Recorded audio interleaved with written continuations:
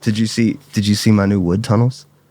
I did see that. You see my new wood tunnels? Oh, those look nice. Yeah. I was over at my buddy Matt's house last weekend, and he just gave me, because I have a problem where I always lose tunnels, because I like the rubber ones, and like I always lose them. So he gave me like 4 pair, and this was one of them. I've always thought gauges were so cool. Thanks. Never will get them.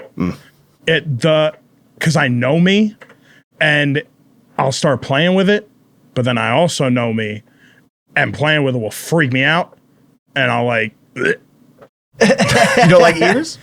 Feeling of like cartilage like that, like I don't mess with my earrings now. When I first got them, I did a lot, and then that's when I kind of realized cartilage freaks me out. Do you want to touch mine? I'm okay. Come on. Come on, right here on camera. Bring it in. I'll come to you.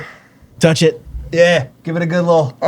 No, I don't like Yo, I have such a sensory thing, dude. Same. And Kanto will tell you this. I like almost refuse to cook at our house because raw meat, something about like raw chicken. Oh, You said raw meat. It gets on. It freaks me the fuck out. I couldn't even really play with like, those like things of slime. Like Play-Doh? Play-Doh was fine because it's like more solid. Oh, you mean like the oozy shit? Yeah, couldn't play with that shit as a kid. Thinking about it now. Not good. Not good. When's your birthday? My birthday is in December. Please don't get me slime. I'm just gonna get you like, it's like blindfold time. What's this gift? You just reach it, it's just slime. I'm a bad friend. That's okay. I have a lot of those, or had a lot of those. So now the roster's empty and I need to refill those slots. What's up, Jim?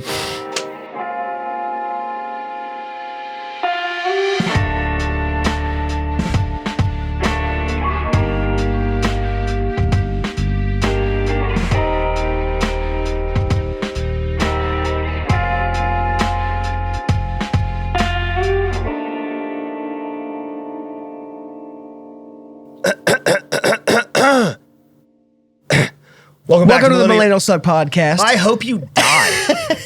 I hope you die. You wanted me here. I know. I regret it.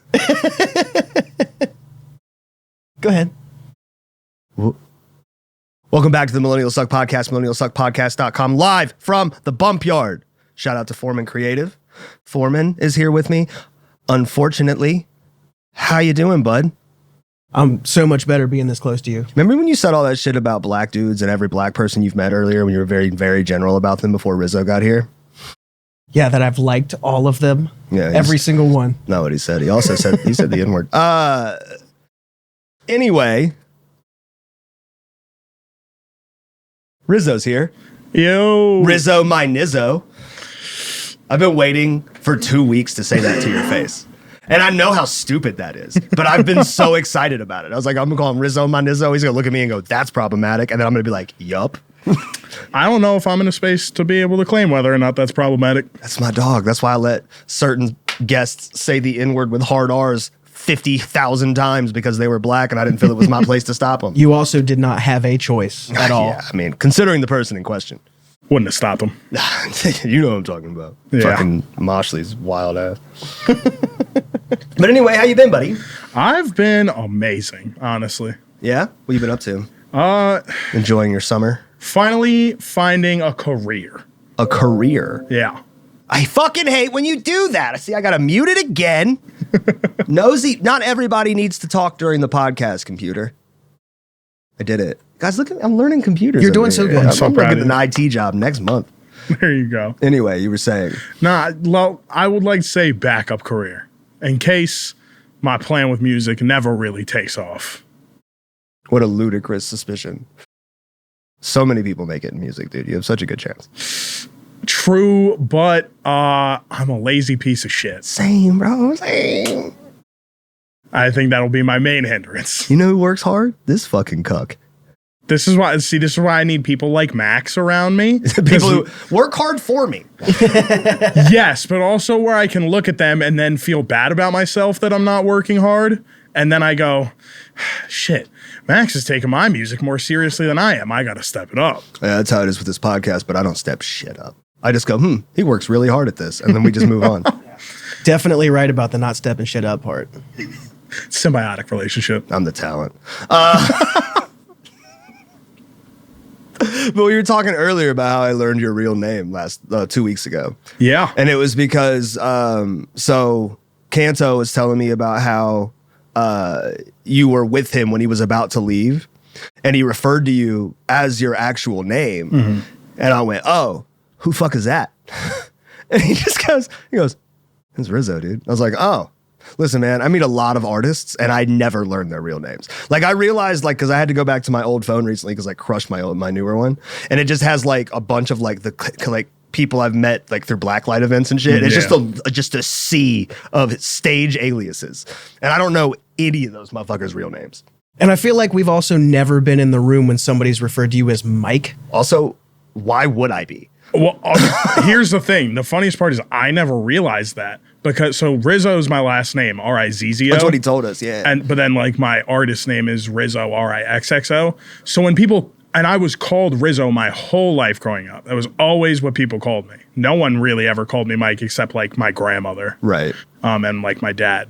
I played football. Nobody had a first name. So when you call me Rizzo or anybody else calls me Rizzo, it doesn't like register that you're not just actually talking to me. Right. But it's just like you're just saying my name. Yeah. So like when he didn't know your name. I was like, what do you mean? He says it every time he opens his mouth. So it was like it switched in my brain once I was watching the episode. I was like, oh, he was calling me Rizzo like as an artist. My artist name Rizzo. Yeah, but that was what led to the conversation about our conspiracy theory about Myth not having a first name. Oh yeah, he's fucking lying. Yeah. He has one first name and no one knows it. Yeah, I still think he doesn't even have a first name. Yeah, he's just Myth, dude. Or Tyler or Cornelius or whatever the fuck else he's telling people. No, it's like he was like Hitman. He was just never named, just like gave himself a name. Just 7. Yeah. So let's talk music for a second. How are you enjoying your music experience?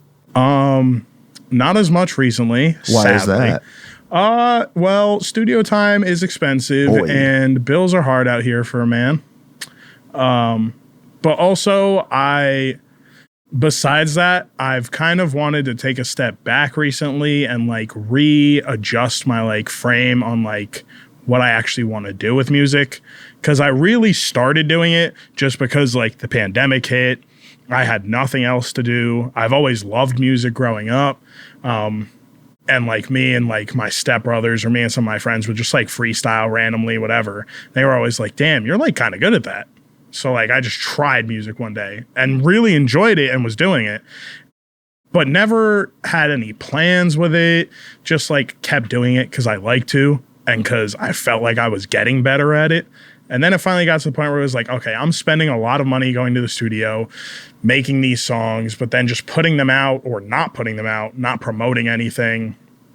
It got to the point where I was like, if I'm going to do music and I want to do it seriously, I need to like step back, game plan, and like start to save money to put behind it so I can like shoot videos, have like promo stuff ready. If when I want to do like artwork and visualizers and stuff like that. I was listening to every word you said. No, you're all good. I just remembered. But here's the thing. I've been super strict on everyone about labels, and I'm the only person who's broken it, and I've now done so twice. It's okay. I had a can of soda out in my car that I was definitely going to bring in here and then realized that it had a label on it and chugged it in the car. We have cups. In your defense, he came in wearing a label. So I don't count that. That's merch. It don't count. There you go. I wish I could take my hat off in front of cameras. I mean, I would, but like I got a messy bun up right now and I'd be looking sloppy on camera. I don't have hair. Can I tell you, I actually had like a breakdown this week because I was talking to my girl about, I was in the shower and I was washing my hair, and lately I've been pulling a lot of my hair out when I'm washing my hair, and I'm like panicking that I'm going bald.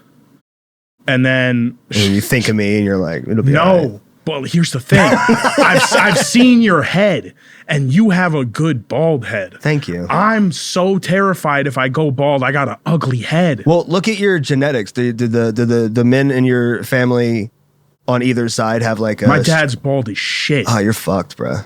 I have the exact same hair But as my my dad. mom's dad had like his hair.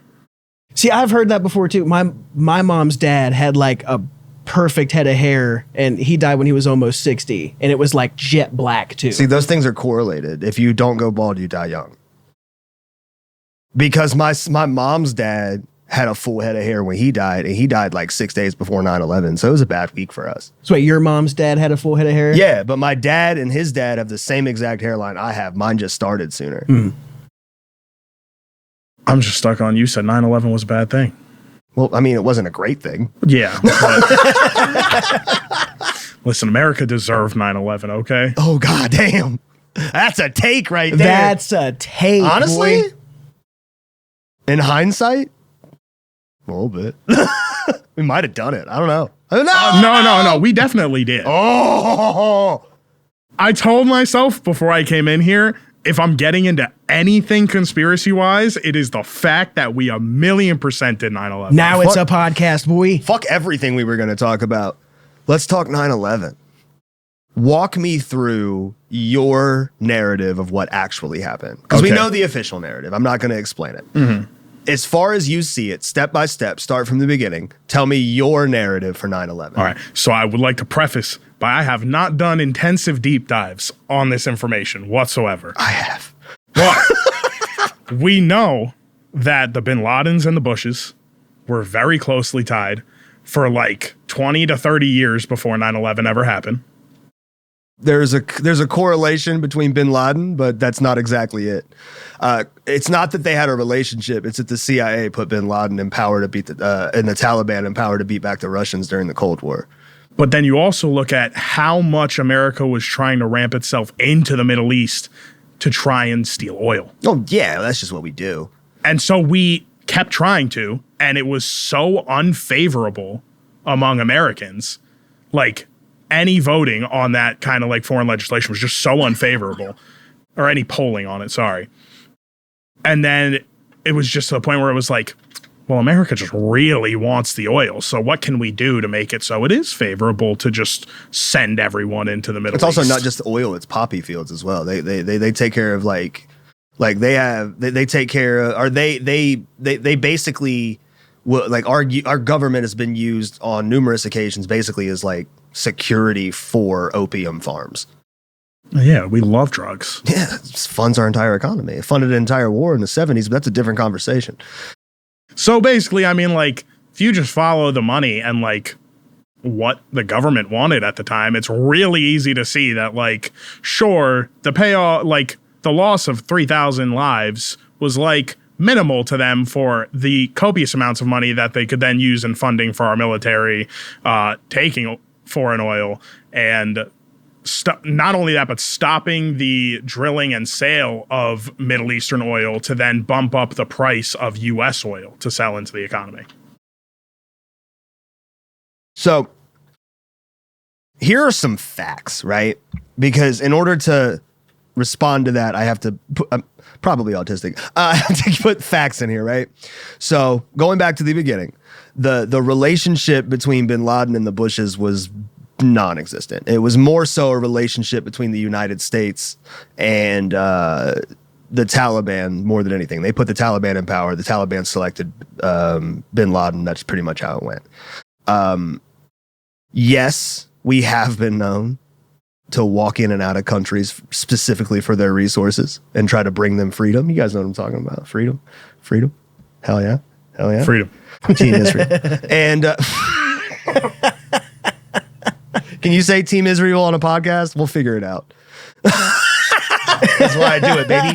Free Palestine. That's why I do it. But so basically, I understand the correlation of like why people go, oh, well, we did this. You know what I mean? But that was also almost 30 years before we were attacked. So many things changed in 30 years. And if he was an agent of the United States, right? He would have died long before he did. You know what I mean? Like, he would have been a liability. Well, so my thing wasn't that I think he was like an agent of the United States. I think it was more so that the U.S. really knew that like this was going to happen, and totally just let it. And here we get into where I don't think it's 100% above board. Do I think that we were attacked by an outside entity? Yes.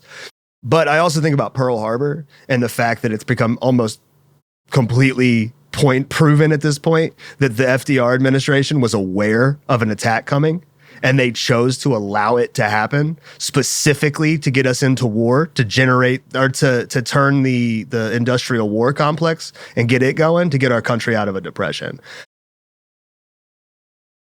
And that was in the 40s, was it Pearl Harbor was 41, right? Yeah, so that was in the 40s when we had no money for anything. We're talking about the 2000s where we're a very stable, very wealthy country with technological advances light years beyond any other nation at that time. But wasn't there like an economic collapse in like 91? I don't think so. Might be off on that, but I thought there was. There's been issues with like recessions and stuff like that. But those typically get worked. That's why our debt ceiling got so high. Like, it didn't happen overnight. We just started worrying about it when it was in the trillions. You know what I mean? But like, the thing about the debt, though, is that money comes from from China, comes from the World Bank, right? Which the United States had at the time of, the loans and shit, were basically like the 70% of the World Bank. So really, we were just borrowing our own money from the rest of the world. But that's a different conversation. Nonetheless, I have a hard time believing that they just didn't know that this was happening. Yeah, no. I just refuse it. Like there's no way. Like, even the IDs that they said were the official IDs came back to be fake. You know what I mean? They were like, this person was on this plane. This is their ID. They were one of the terrorists. And you had people jumping up on the news like, I'm that person. That's my ID. Not a terrorist. You know what I mean? It's like, it feels like something happened and they're trying to cover it up, but I don't think that our government funded it and pulled it off. I just think that they knew that it was coming and were like, that'll give us a reason to go in there.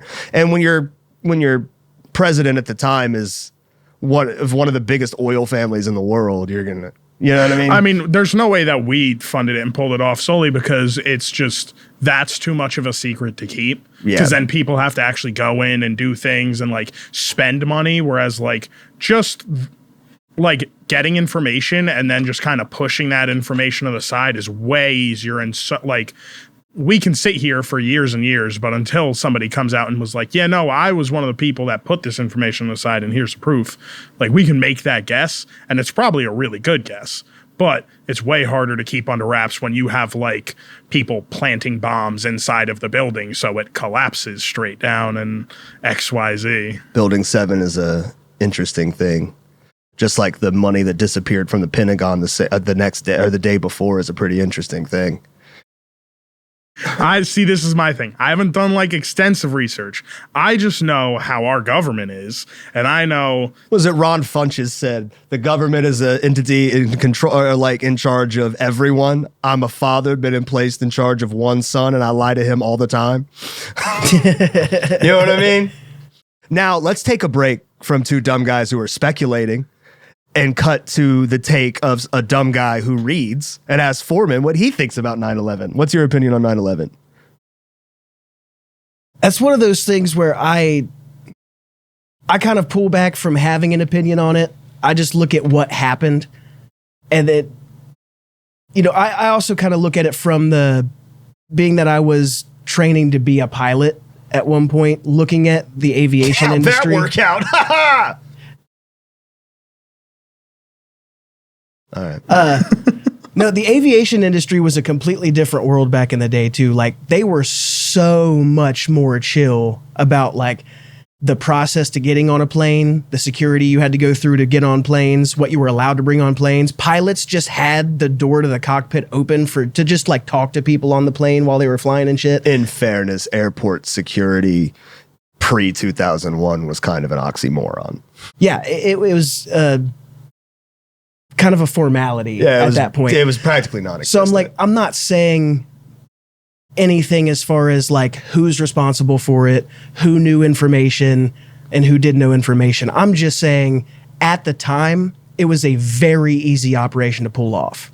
So whether it was our government allowing it to happen or just some dudes from the Middle East who decided to make it happen, there were not a lot of barriers to it happening.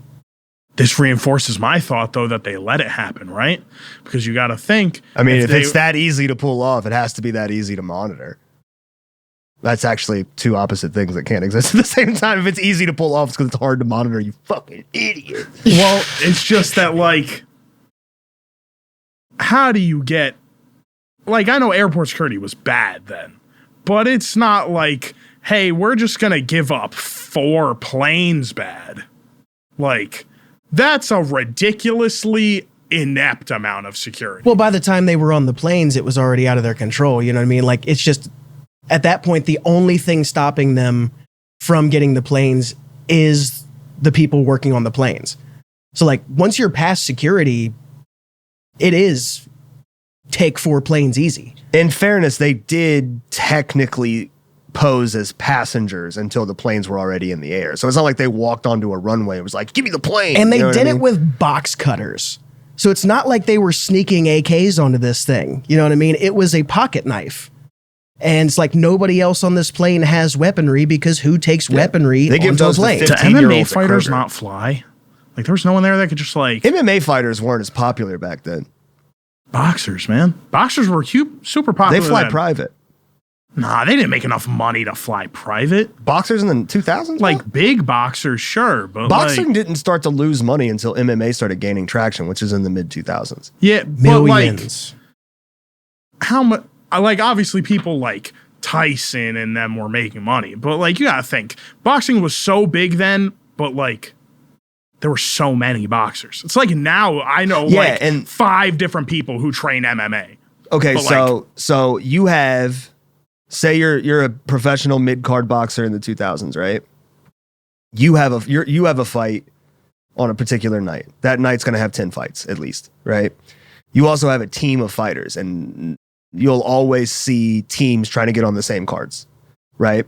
It makes camp so much easier. It gives people, it makes cutting weight easier, all that shit. So basically, if you have 3 fighters and a 10-person coaching staff on your way to a fight, y'all gonna fly because you got to pay for everybody's flights and shit. You know what I mean? You're probably gonna rent a van. I'm more so talking like Golden Gloves, man. Because you like boxing was so big then that it had like a ton of the kids, kind of like how soccer does now, or like basketball does now. The sport was so big that now all of these kids are like influx, like they all want to play it growing up. There's a bunch of people I know now in their like 30s who were doing boxing or like did boxing for like 5-6 years when they were younger because they were like such big fans of the sport. So it's just like, or even You also just have to- someone who knows how to fight. You Just also have step to up, give them a low. You also have to consider if you talk to 50 strangers right now, right? Say you go to any local show and you just start talking to strangers. How many of them are you going to run into that are professional level fighters? Well, I don't know about professional, but I have ran into or spoken to at every single Blacklight show at least one person Who trains MMA. Okay, yes. So the problem with that is that like people that train and people that can do are not the same thing, right? Fair. Now, I've trained martial arts, right? I wouldn't consider myself a mixed martial artist or a boxer or anything. You know what I mean? I wouldn't consider myself a badass at all. So when you consider that maybe you're 5% of people that train are like validated in their training, you know what I mean?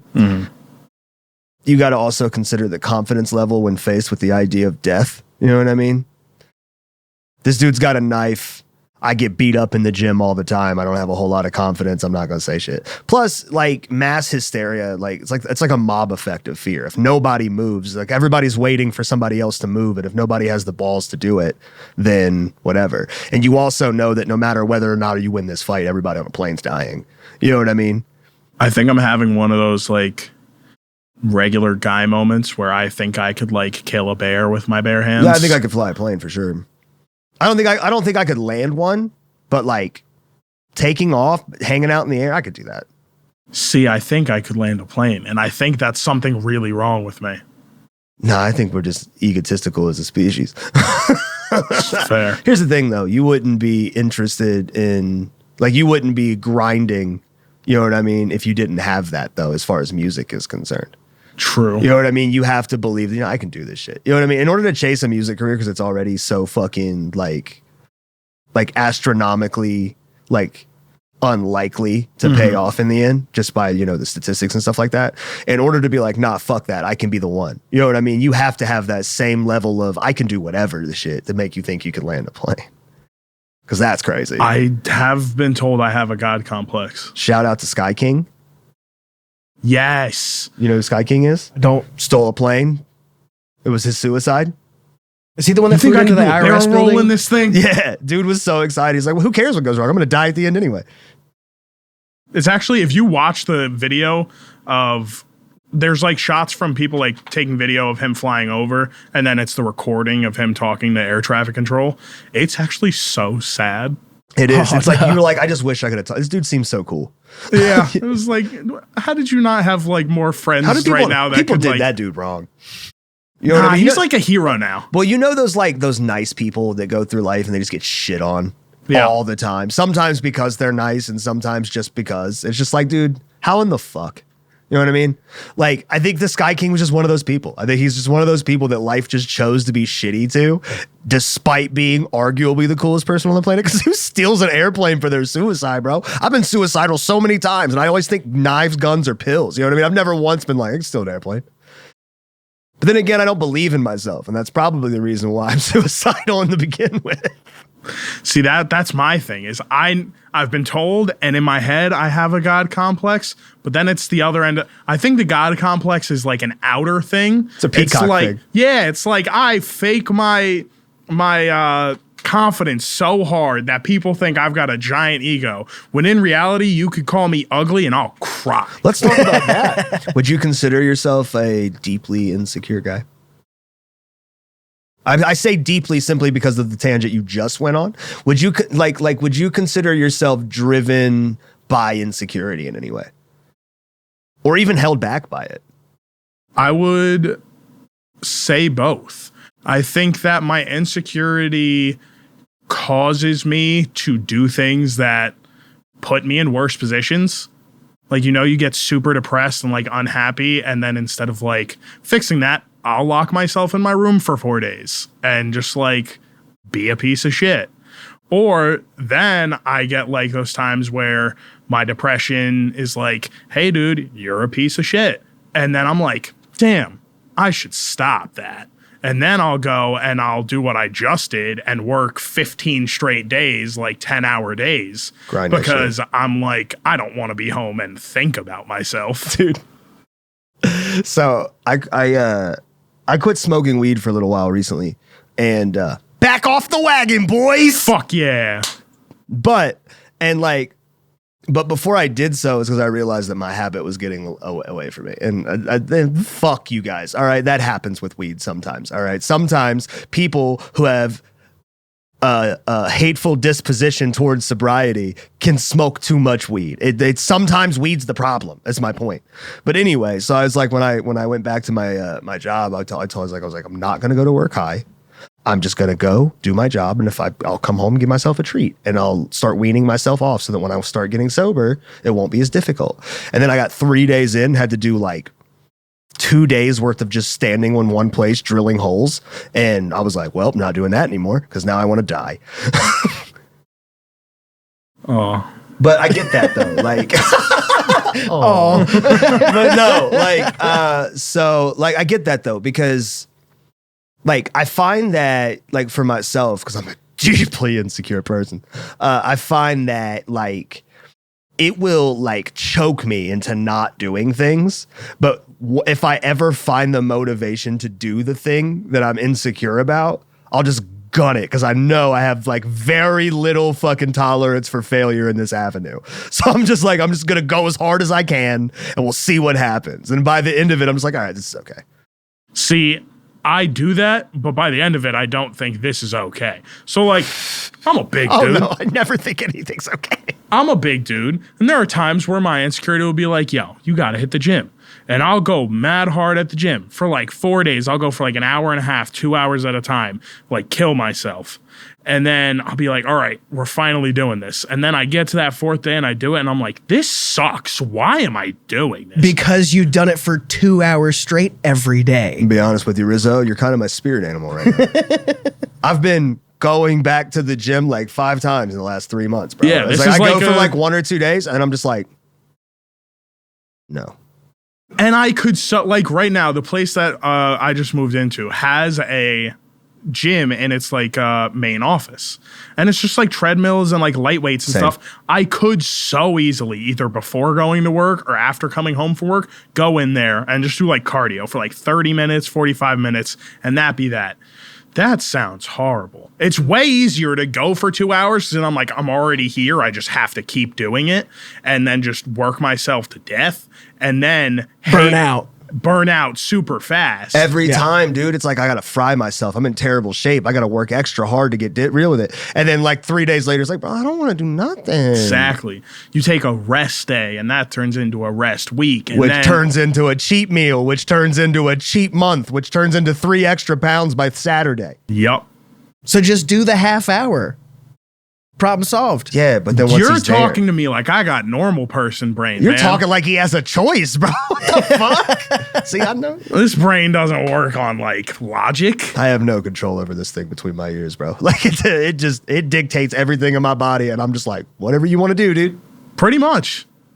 I think if I think too hard about things and try to think logically, it starts a cycle where I go through pros and cons lists, and those lists get really long. And I think that's my way of like avoiding doing it, because I'll just like keep thinking to avoid doing the thing. See, I'd look at everything like a very, not to sound pompous, like a very like philosophically universal perspective. And if I think about any one thing for too long, my brain just goes, well, in the end, we're all fucking specks in we're drops in a bucket that don't fucking matter. So why does any of this matter? You know what I mean? That's what I do all the time. It's so goddamn annoying. I tell myself that same thing every time I light a cigarette. Dude, smoking cigarettes is so hard to stop.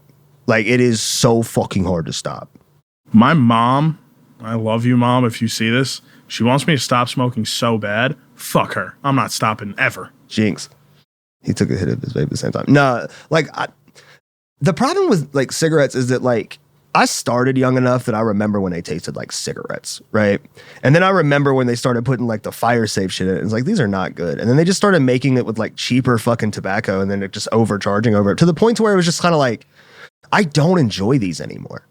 Like, for a long time, people were like, you need to quit. I'm like, yeah, but nah. You know what I mean? Because I would enjoy it. But like after a certain period of time, it just got to a point where it's like, no, I literally do this because I have to or I'll kill myself. And now we have nicotine candy. Yeah, we don't know the effects of it because we haven't had it long enough for science to catch up, but fuck it, dude. We're fine. I beat cancer once. I'm confident in my skills. Yeah, fuck yeah. My ground game is impeccable.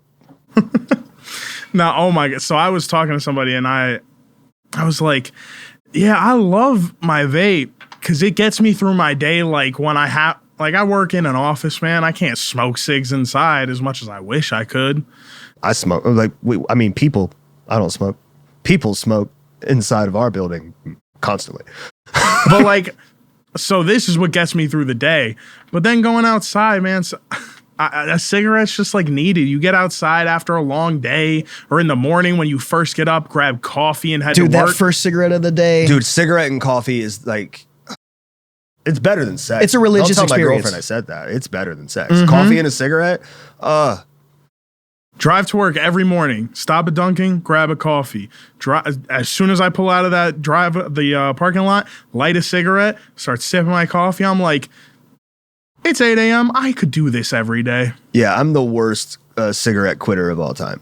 You've seen Finding Nemo? Yeah. You know, the Fisher Friends meeting? Yeah. How, like, everything's cool until Dory's nose bleeds and then Bruce just loses it. That's me around cigarette smoke. Like, I have no interest in cigarettes at all. But then the second I smell one, it's just like, all right, well, now I kind of want one. And the more I smell it or the more cigarettes I smell, the more I'm like, all right, well, now I fucking need one. Yo, that's crazy because for me, it's not even the smell of cigarettes. It's watching someone smoke one. Oh, yeah, it fucks me up quit too. cigarettes. I had quit cigarettes for probably like 6 or 7 months back in like 2019. And then I went and started rewatching The Sopranos.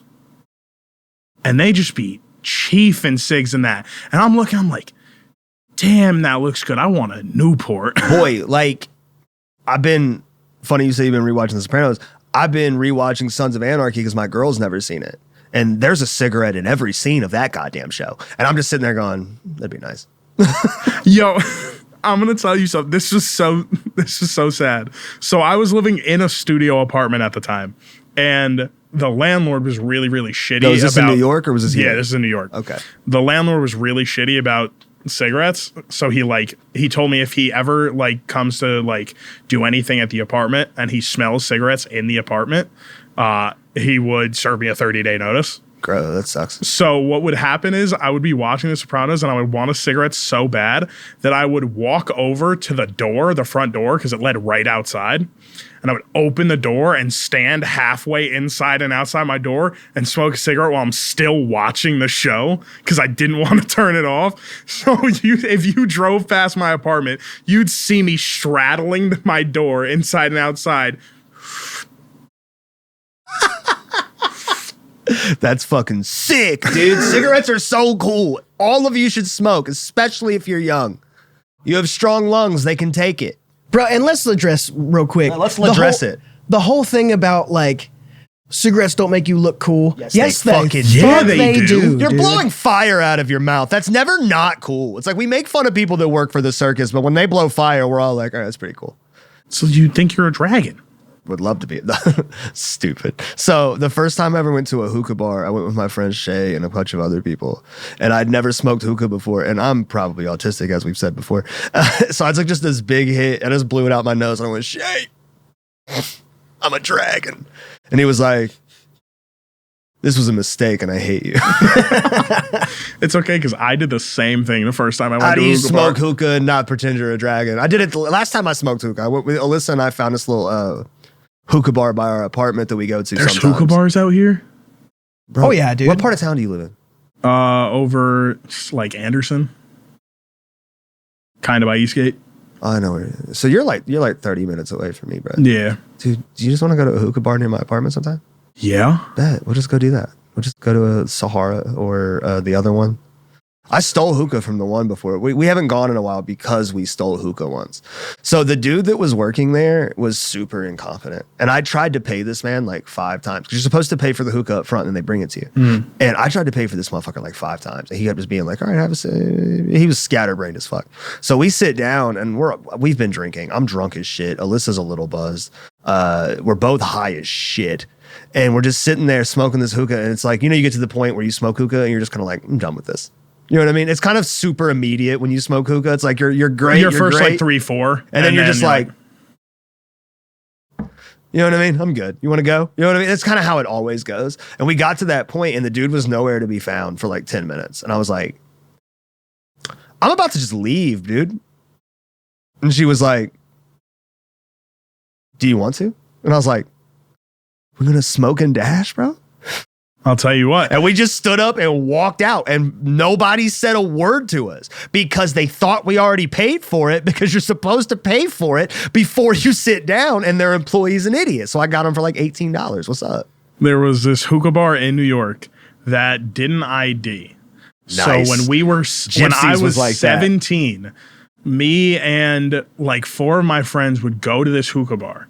And there was one night none of us had money, but it was like pretty much middle of the summer. Like we have nothing else to do. It's like 10 p.m. So we go to this hookah bar. And what we started doing was we spread out and we're doing like a rotation of hitting other people's hookahs. Nice. And just doing that. And we probably made about 3 rotations before one of the tables was like, do I know you? I'm not putting my mouth where you put your mouth. and then we all just ran out of this bar. That's fucking genius. Like, we're just going to go smoke free hookah for a little while. That's fucking genius. Yeah, but then you like looking back at it, I'm like, God, we were desperate to just do anything. I think that's the thing when you're young, is it's like you want to do these things you're not allowed to do. It's mostly because you're not allowed to do them. Yeah. And it's just like to the point where you get really fucking desperate because your kid brain doesn't acknowledge danger. Like, you don't acknowledge danger until you're like 24. There was a shooting at that club like 2 weeks before we went. And you were just like, we'll be fine. Yeah. Didn't think twice about it. What part of New York did you come up in? So I was raised in Mount Vernon. So it's like I was literally 3 minutes from the Bronx. Got you. And I went to school in the Bronx from like 2nd grade through 10th grade. Okay. Granted, really gentrified part of the Bronx, Riverdale, that shit was like really rich. So I was on scholarship at like this really, really preppy ass private school. Oh, nice. It was nice until I got kicked out. What'd you get kicked out for? Plagiarism. You unoriginal bitch. How many of your songs have you plagiarized? All of them. I knew it. Nah. Stole them from me. Nah, in all honesty, That's my new thing. Is I'm just gonna tell everybody who comes in here after you that you stole all your songs from me. I mean, that's fair. I tell Max to tell people the same thing. I mean, with Mags, it's kind of true. I'm just kidding. Continue. But yeah, no, I think I was such a bad kid. Like, I was a piece of shit. I'm still a piece of shit. And I still say that to this day. Like, I call myself a piece of shit, but I was like I was horrible then. So, like, my grandmother had worked at this school. And it's like I said, a really preppy school. Like, the dude, Oppenheimer, he went to that school. Nice. He built a bomb. The bomb. And I have become death. Bro quoted Vishnu as the first thing he said. That was crazy. But so dramatic as fuck, but hard. You know what I mean? It's like, bro, who says that? It's like, you just said that.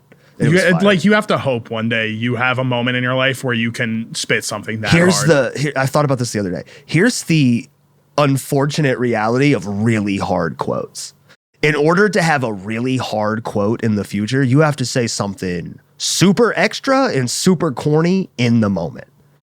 For people to look back and read it on a paper and go, damn, that's profound. You have to say it in the moment. And imagine we're just sitting here talking about some shit and you just say something crazy profound for no reason. You're just gonna be like, okay, dude.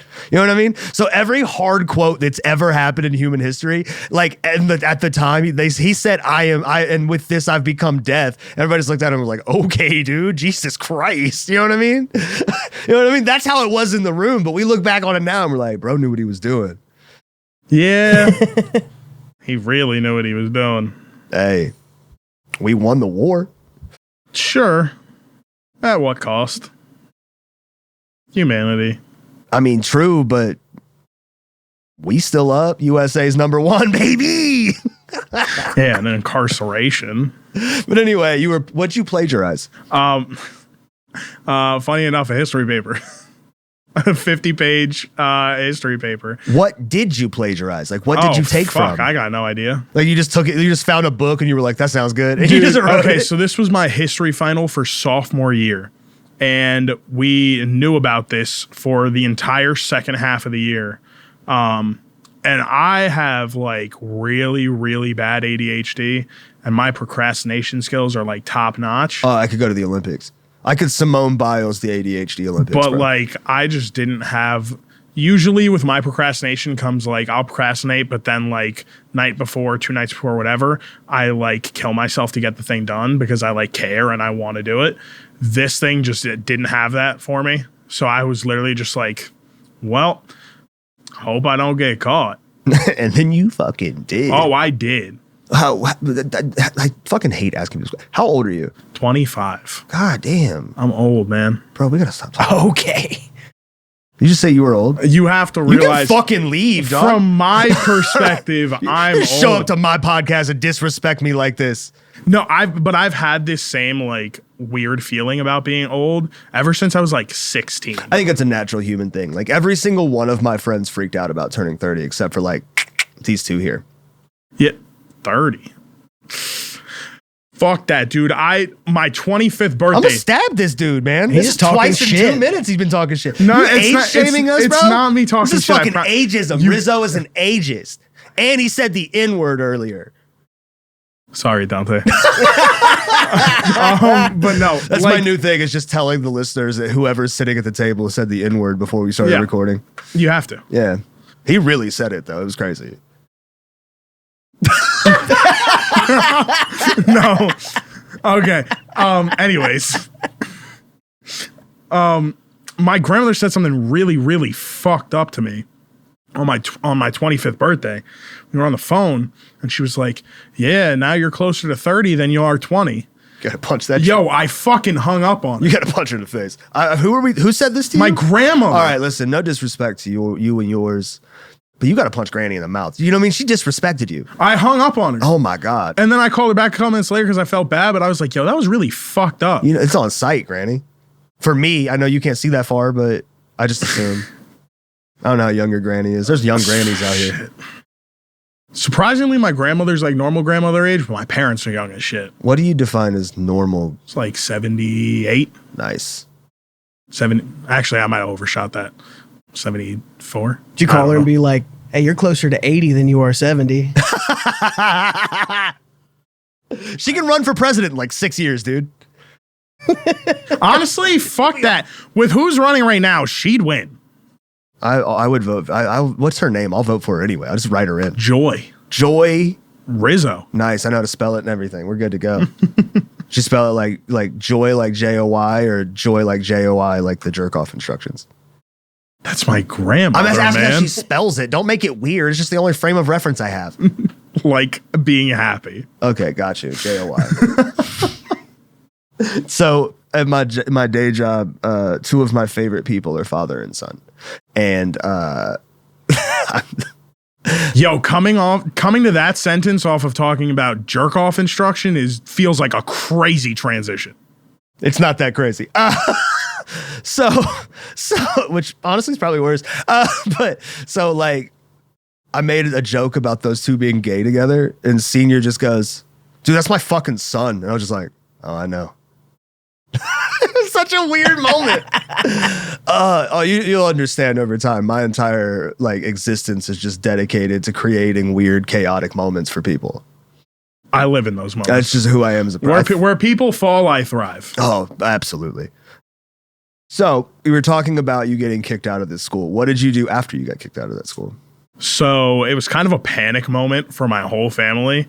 Because like I said, I was a fucking problem child. Right. Like I was given a great like opportunity at this school, being on a scholarship and all of this shit. And I really just threw it away. And I lived with my grandmother at the time. I was raised pretty much by my grandmother. My dad, when I was younger, was like mad into drugs. Hell yeah, dude. Same. And my mom did not want anything to do with me. So my grandmother took me in and raised me. And then this happens, I'm like 15, 16. And now both my parents want to take me and raise me because they're like, this is an old lady. She doesn't know how to like raise a kid anymore. She's too easy on you. Oh, they wanted her to beat you more. Yeah. Which like, she tried. Dude, I'm a big motherfucker. And I like, just imagine your old grandma just be like trying to hit you with a hanger. It's just kind of like... It's not even just that. Like when I say I was a piece of shit, I mean like I was like manipulative. Oh, I get that. So like she would like, and I'm God complex gonna pop out here. I'm really fucking smart, especially like emotional intelligence. So my ability to like talk to somebody and like convince them that like I'm a good person and I'm trying to do the right thing or like I'm saying the right thing is really easy. Oh, yeah, it's super easy to manipulate people once you know how people operate. Exactly. So I'm like 15 and I'm her grandson. She's not obviously not thinking what I'm saying is trying to manipulate her, but I'm sitting here and I'm just spitting. And so she didn't like let me get away with whatever. So you just convinced her she was wrong. Pretty much. Or I just like talked my way out of... gaslight granny, bro. I just like talk my way out of like any situation, really. That's been my whole life. I just put myself in terrible situations, talk myself out of it, been getting the bare minimum consequence, and then just like go back to doing dumb shit immediately. It's a very vicious cycle of ignorance. Yeah, I can't even call it ignorance. But it's just like willful stupidity. But when you get away with it so consistently, it's hard to be like, why would I stop? Yeah, when you be pulling dubs out by the like scraping your teeth with no effort so constantly, it's just kind of like, why would I quit doing it? Exactly. But so then my parents were like trying to take me to live with them, and I didn't want to live with either of them. Like, I love my parents, but my dad he's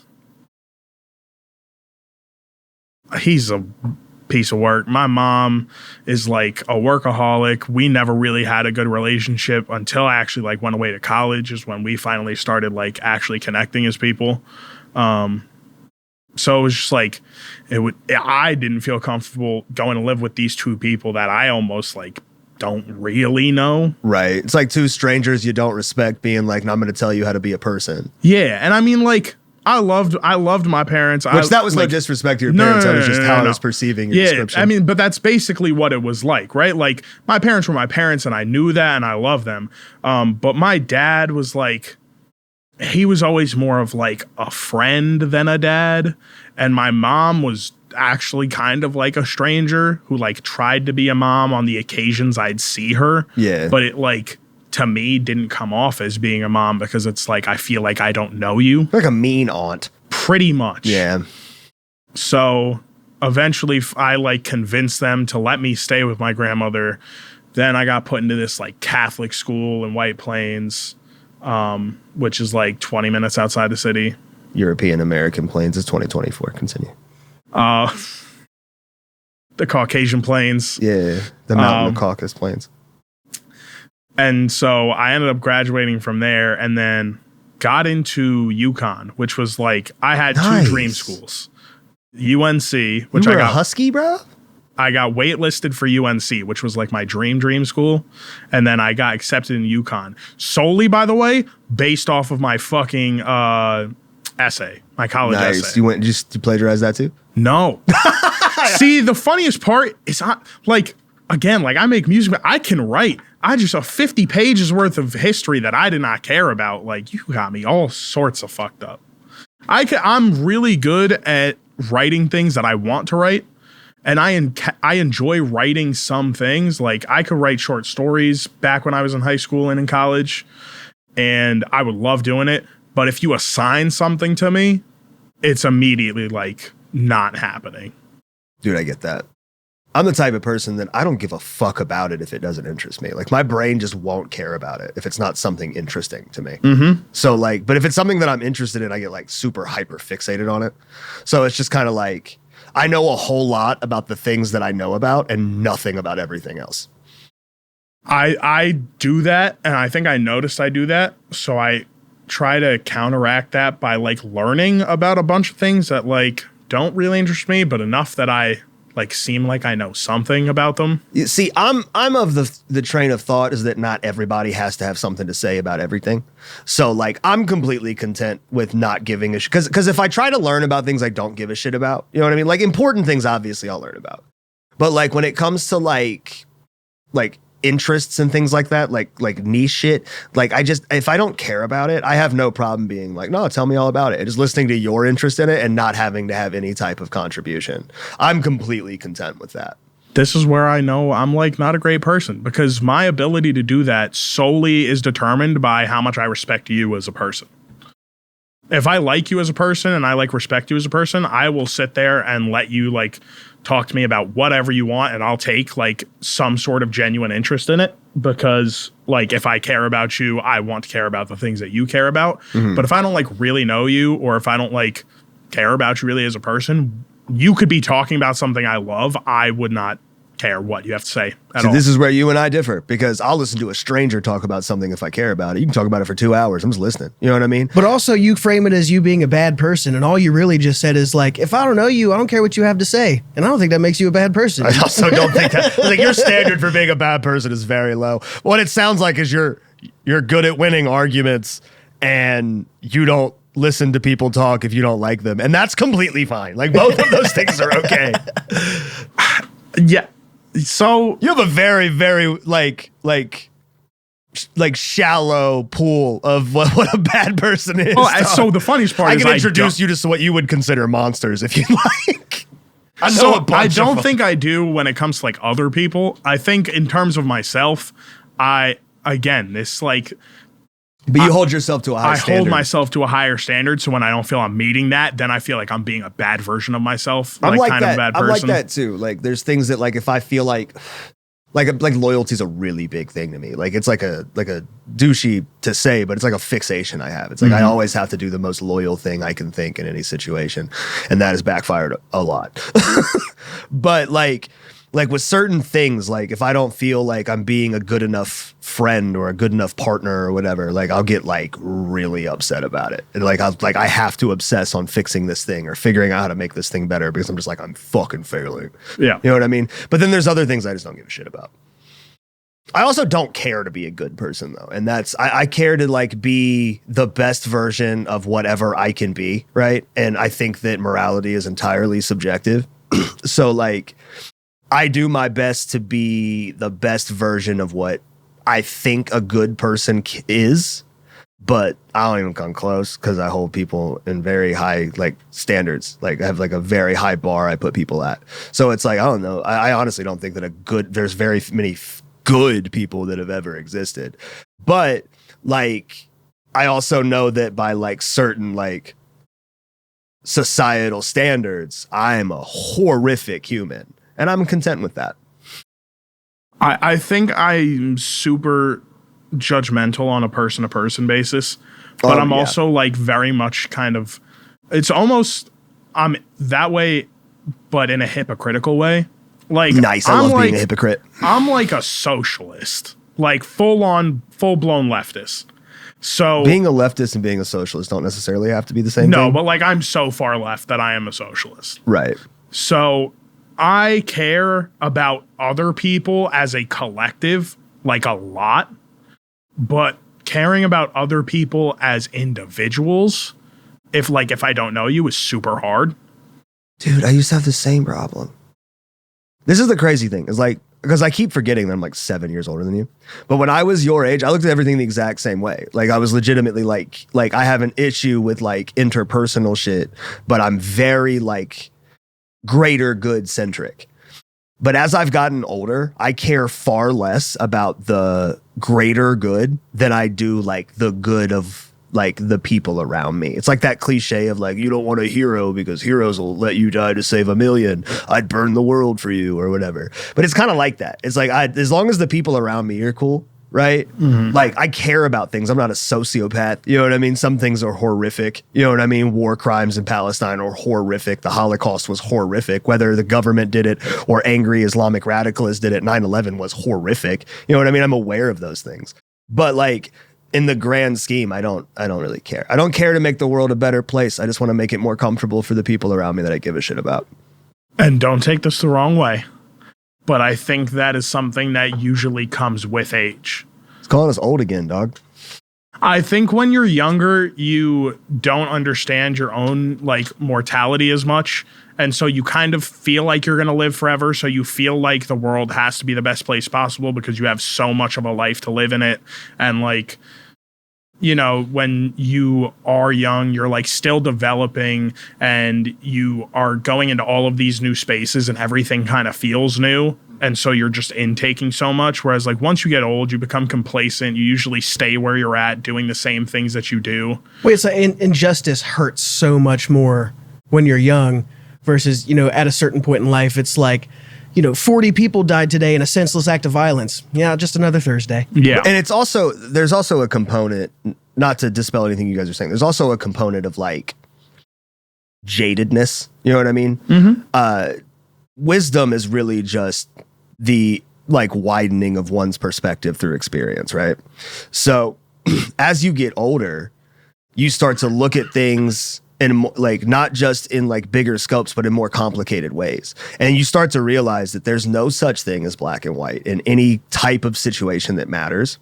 And it's like at a certain point, you can drive yourself crazy if you really care to figure out like what the right thing is in this like area, like, because everything's so complicated. So like you eventually get to a point to where basically I forgot what I was saying. What was I saying, Foreman? It sounded like you were getting to the point of like the effort that you have to put into trying to figure out what the righteous answer is. Bingo. It gets so much more complicated as you get older because you see things through such a widened lens that by the time you start figuring stuff out, you can never really come to an honest, genuine, concrete opinion on fucking anything because you're constantly back and forth with, I can see this perspective, but I can also see this one and that one. The younger you are, the less experience and the less perspective you have. So that gap is much more narrow. Now, I'm not saying that people that are older are smarter or better in any way than people that are younger, but that life experience, that time experience definitely complicates the way they look at the world, far more so than someone who is much younger. But I think a lot of that comes with like when you get older, you get more okay with like the status quo of things because you're just so used to how things... Complacency is also a factor. Yeah, you just become so used to how things are that like changing them or like trying to change them almost seems like more effort than it's worth because like you've built a life that you're like comfortable with in your current means. And so changing that drastically, like you don't know that that would be a better thing. Whereas like for me, I'm somebody who I was talking to someone last week about this. I have moved like 9 times in the last 7 years. Nice. I've moved a bunch. And like I have not had a consistent partner. I have barely had a consistent like friend group. And so I've just met so many different people and been in so many different situations and places, even jobs, that like I see tons of things where I just look around and I go, I could put in more effort and change to try and make my surroundings better and make the things that I care about better. Or I could just like try to find things that make me comfortable and not have to do the extra work or like put in the extra like thought and energy into striving for something, but risk being uncomfortable for a while. I find that to be an unfortunate generalization, right? So this is kind of an example of what I was just talking about. See, well, listening to what you were saying, right? You're taking these, and I'm not trying to be insulting in any way, but you're taking these all-encompassing like traits and just umbrella-ing them over a certain type of people. And what I mean by like complicating your perspective is I would sit here and argue with you until I was blue in the face that you can't really do that because everybody thinks of things in a certain way. Everybody's motivations are different. Some people are complacent because they don't know any better. Some people are complacent because they've lost a lot and they're getting tired of losing. Some people genuinely just don't know what to do about certain things or don't know how to feel about certain things. Like it's such a complicated like thing being a person. And then when you look at it from a very general perspective, it simplifies it enough for you to be like, all right, it's either this or that. But like, that's what I was saying. Like when you get older, nothing is this or that. Everything is just like this big array of possibilities and you got to try and figure out where everything lays. And I'm not like trying to like old man you right now or anything like that. No, I'm just reinforcing the point that I was making earlier. But then again, that's why I think that I've come to the beliefs and the belief system that I have is because for me, right? And this is why, like, I'm not trying to get mad political here, but like the reason I believe in like socialism and social safety nets and things like that is because I believe that one of the issues with complacency and why it's so hard to make progress as like just a group of people, as a country, as a state, wherever, like whatever community you're in, the reason it's so hard to make progress is because people are always so worried about whether or not they're able to survive in their means and continue surviving within those means and keeping you that mean financially, like housing, if you can eat, like anything really. So I think when you put social safety nets and you put like those barriers of entry to things at a place where like people don't have to worry about those things, you'd see communities and everybody flourish and you'd see so much more progress be made and complacency be much less of a thing because people don't have to worry about, will I eat tomorrow? Well, once again, the way I look at the economy, right, the whole like democratic or the whole like socialist versus capitalist thing, I look at it as historically no pure system on either side of that spectrum has succeeded. You know what I mean? We're the closest example of one succeeding. China is a good example of another, but we have problems that are going to inevitably destroy our economy. China's going to run into the same problem because complacency doesn't just exist when, you know, you're comfortable because you feel safe in your life and you know it can't go bad. It also exists when you have everything basically given to you and you have no reason to, you know, you have no incentive or motivation to progress. So that same complacency exists on both sides. It's just a different motivation. And it's like, again, that's where you come into that whole like generalizing an entire situation instead of like looking at it on an individual basis. Like I said, if you really look into things, everything comes down to like subjective perspective, and everybody's looking at things from a certain angle. And depending on how much experience they've had in life, right, is dependent on how much they see inside that field of vision, if you will.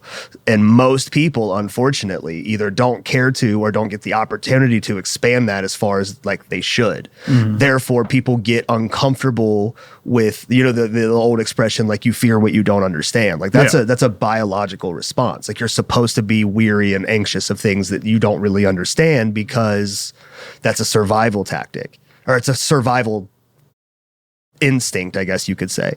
And when you look at like change and things being different and like things being so much more like idealistically different than how you've always thought or felt or seen the world, whether you want to conform to that or not, you're going to feel a level of fear about it because you don't know what's on the other side of it. You know what I mean? I forgot I was going with that. Well, but then for me, it's just, so the first thing that you said, in terms of like, no one full system has ever worked. I think that if you just look at that statement as like, again, a black and white statement, sure. But also then when you start to pick it apart and you realize that the US has spent tons of money and years infiltrating these economies that have like tried to put in socialist practices and like breaking them down and overthrowing their governments and like putting in their own people that they want to push capitalism. That's when you start to see those issues like you saw in early Cuba and Venezuela and things like that. Okay, then and I'm not trying to be argumentative, but on that same vein, let's talk about the USSR. Globally, up until China, the most successful socialist nation of all time. But you have to realize they were working under communism, under like a dictatorship. The problem that's one of the problems. Like I heard this quote once, right? Because I'm neither a capitalist nor a socialist. I think you have to find I don't think there's any perfect economy, but it's going to lie somewhere in the middle of those two things. Like people have to have an incentive to stimulate the economy, but they also need to have their basic needs met to the point to where they're not struggling to survive in order to keep your economy moving. Yeah. So it's like, that's the way I look at that. When you break down like how the USSR became so corrupt, socialism was the back door for that, right? So I heard this quote, like I said, and it said, you can't have capitalism without socialism becomes tyranny, and communism without capitalism becomes corrupt, inevitably also becoming tyranny. So when you have any type of economic system that is geared towards all of the money going to or coming from one place, it tends to fuck everybody. Yeah. And there has to be some sort of mix in between in order to make them successful. But so that's why I say, like, you have to look towards countries that are leaning towards much better social safety nets than the U.S. is currently giving us as a country. I will give you that. I was going to say, by comparison, you do have to consider your experience as an American and the amount of social like assistance that's there versus other like European, like Scandinavian countries that are doing amazing with like the democratic socialism thing. Yeah. And Canada, who's doing great with the, like having socialist policies and stuff like that. Exactly. Canada and Scandinavia, like there's like 2 or 3 countries inside of like I think it's Sweden and Norway and possibly also Switzerland. Like they're basically democratic socialists. They're capitalist nations with just social like safety nets to protect people so that nobody so that most people, because you can't say nobody, suffers under, you know, financial restrictions that there isn't some way around. So like basically, I forgot I was going with that too, bro. Listen, there's 2 benefits. There's a benefit and a trade-off for when I smoke at shows. I tried not to smoke for the first 2 and I couldn't think of anything fun to talk about. This conversation's been fun as fuck, but I'm gonna forget shit. Deal with it. As you were saying, sorry. But so when you look at countries like that, like you see their standard of living, you see the like metrics in terms of just like the average happiness and their life expectancy and the average income versus their poverty rates, all of these things that are so positive for them. But as Americans, we're taught that the like terms socialist and socialism are like so negative that you just hear those and then just immediately think, oh yeah, but that's bad. We shouldn't do that. And like the way that we've set up our social safety nets that we do have, we've made them in ways that like they're impossible really to like get into. If you do get into them, you're looked down upon by the society that you're surrounded by. And then the amount of assistance that they offer you is basically so minimal that it almost doesn't do its job for the most part. I can attest to that being mostly true. Like I had some help when I was, I wasn't working because of chemo and all that shit. And they gave me like, and this is during like the height of like, everything's inflating. Like everything's still getting more expensive, but just at a slower rate at this point. And like, they gave me like, I think it was like $280 a month for food. I was like, how the fuck do you feed yourself for $280 a month when a week's worth of groceries is $150? Mm-hmm. It was crazy. My girlfriend also works in a social worker. She works for JFS, which is Job and Family Services downtown. And she like helps people apply and get approved for like public assistance and stuff like that. And it's like, it's not like they're like the public myth, or the myth that she brings up a lot is like the illegal immigrants just come into the country and they take all it's like, no, that's not how it works. And it's just like anybody can apply and they can just lie. And it's like, that's not how it works either. The amount of times I've had to have my social security card on hand to get a job when I go to a job interview, I'm just like, man, I don't have that shit. And then they're like, sorry, buddy. Like, who just walks around with that shit? Mine's in a safe with 2 pistols and some dog tags, bro.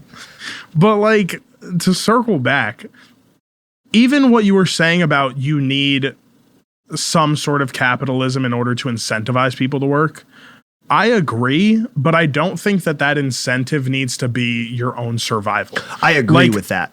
A UBI, a universal based income, where you say like... Oh, I was Yang Gang, bro. I'm here for the universal basic income. Like, if you just have, right... even it can change depending on where you live, so that you're just getting enough money from the government to be able to afford your housing and food, and then anything else that you want to do in life, or like cover like 70 to 80% of your housing and food costs. And then like you still want to work because people want to be able to go out and like enjoy nights out. People want to be able to have hobbies and go on vacations with their family and like experience life. So just supporting people's basic needs is not going to stop people from working, because nobody just wants to survive. People want to thrive and like be able to do things. I agree with that. I was talking to a friend of mine who was talking about applying for Medicaid because they can't afford insurance and all this other stuff. And she was like, I just know it, like everybody looks at it weird. I was like, dude, listen, the way I look at it is I shouldn't feel bad for having the government provide me with things that they should already be providing. Like, there's a handful of things I think that you should just have. That's a place to sleep, food in your stomach, and, basic medical treatment, right? Now, when you start getting to elective medical stuff, that should be on you. 100%. I'm not trying to point out any type of group. I trust anybody I respect anybody to do anything they want with their body, optional or otherwise, or not optional otherwise, but like cosmetically or health-wise, whatever you want to do with your body, live your life. But you should pay for anything that needs to be elective. Anything that you need in order to be healthy should be provided for you. Education should be provided for you. The thing that we talk about a lot with education, it's like, if you like, it would pay for itself in a decade. Like, all you would have to do is just stop making people pay for tuition and just create a government system around it. And then within a decade, it's going to produce a much more intelligent, much more capable workforce. And people are always doing that thing where it's like, well, they don't want to do that because they'll put, wrenches in all the machines and there won't be anybody to run the basic labor. If you've got like 75% of your like student body graduating college, there's still only so many jobs after college. People are still going to have to do those jobs until they can find their job, or unless, barring God forbid, they can't find a job in what they went to school for. They're still going to have to make money. Those jobs are still going to be necessary. People are still going to be there to do them. You know what I mean? Look at the way people go to high school now. You know what I mean? No, not most people don't go to high school or college with the whole I've got to really hunker down and really be this thing. Most people just go for because they feel like they have to, or they feel like this will work. You know what I mean? They don't really think too much through it. So if you had an entire fucking generation of people that come out and get their educations paid for, now these people are way more informed. They elect better officials. We have a stronger country because of it. You know what I mean? It's just overall, it pays for itself. It would stimulate the economy. More people would find more ways to make money, which would create more jobs for people. You know what I mean? It would be a whole thing. Entrepreneurship will go through the fucking roof. And that's what you need, competition in capitalism, which is why it's so fucking hard to have these giant corporations squashing local businesses. Because if they're the only ones making money, then you have a problem, because not enough money's moving in your economy. You need those companies. And not only that, you would then also see small businesses flourish. You would see the amount of small businesses boom, because people don't feel so scared trying to take that risk. Yeah, you don't have to worry about fucking your business. Entire life up trying something that you trying to succeed at something. Exactly. But where are we at, Foreman? 117. All right, so we got about 15 minutes. Let's go back to talking about music. I forgot I did music for a bit. Yeah, I forgot you did too. We just had a whole thing, dude. Killing it. See what I'm saying? We were talking about this when Dante was here. Canto. Sorry, we're on camera. We shortened it because it's just more consumable that way. Mm-hmm. And we have the bonus content, and that could be however long, it doesn't matter. But sometimes you get into conversations and you're just like, dude, I could do this for 6 hours. You know what I mean? And we find ourselves in that situation again. I had to cut the last conversation off because that one could go for another hour, and we've only got 15 minutes. So now we're back at music. So what do you have as far as plans coming up? So I'm actually going to my first studio session. It's not even my studio session. I'm going to do a feature. It'll be the first time I've been in the studio in over a year. I'm doing that next week. Can you tell us who you're featuring with? So me and Canto are both featuring on a song with Prince Vamp. Oh, nice. So looking forward to that. Hell yeah. To shake the rust off. I took all of my music down off of Spotify and all the streaming platforms. What'd you do that for? Because, again, going back to the plan thing, I want to, when I'm ready to really jump back into music full time and put in the commitment that it deserves, I want to put out specifically really the songs that I do like, because I have a few songs that I had out that I hate and might like them if I decide to redo them in the future or rework them in some way in the future. But I was just putting them out because I just liked making music and it was something that I had, and why not? So I want to come out with a solid idea for the kind of music that I want to put out, the kind of music that I would like to try to make in the future, a possible album EP, not in the near future, but at least within that first year, I would say, after I finally start putting everything out. And I need to have an image, kind of a brand that I want to put in front of me. Because I don't want to as much as I think I'm a great guy and a cool guy, I don't think anyone's coming to the show because they want they want me. That's exclusively why I come to your shows. It's because I like you. Well, that's because you know me now. True, but I also like your music, though. So it's I'd want to have just the base things that when you go and you find an artist that you like, the things that catch your eye, the things that make you come back, and the things that excite you for what's coming next. You gonna wear a mask? You going the gimmick route? No, this is all on his way to becoming a socialist dictator, so he needs to show his face. Dude, my dream in life is to be a political dictator of some kind. I don't care how I have to do it. I've thought that if I get big enough in music, that once I'm old enough, mid 40s, probably maybe run for office. I've been considering starting a cult just because I feel like I'd be a fucking dope cult leader. Like it started as a joke, but like there's What times kind of cult though? I don't care. I just want to prove that Like, I'm are you good going to be a cult leader. suicide cult? Are you going to be a sex cult? Whatever it needs to be for me to feel like it's a good enough plan to move forward with. I just want to prove that I'd be a great cult leader. My plan is to amass thousands and then just be like, I fucking told you, and then just be done. Just end it. Yeah, just be like, hey guys, this was a social experiment.